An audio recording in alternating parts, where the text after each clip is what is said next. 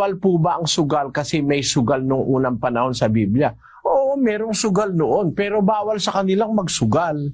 May sugal yung mga taong hindi naniniwala sa Diyos, pero yung anak ng Diyos, pinapalayo ng Diyos sa sugal. Basahin natin ang Kawikaan, kapatid na Daniel, ulo 10. Anak ko, kung ikaw ay hikayatin ng mga makasalanan, huwag mong tulutan.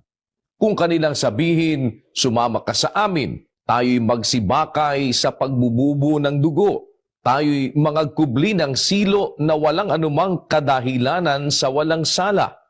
Ikaw ay makikipagsapalaran sa gitna namin, magkakaroon tayong lahat ng isang supot.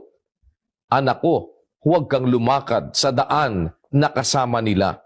Pigilin mo ang iyong paa sa kanilang landas. Kung hihikayatin kanila na magkaroon tayo ng isang supot, magsasapalaran tayo, sugal yun eh.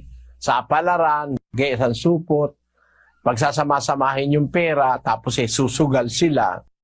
Anak ko, sabi ng Diyos, huwag kang lumakad sa daan na kasama nila, pigilin mo ang iyong paa sa kanilang landas. Kaya bawal talaga yung sugal, kapatid. Maraming salamat po.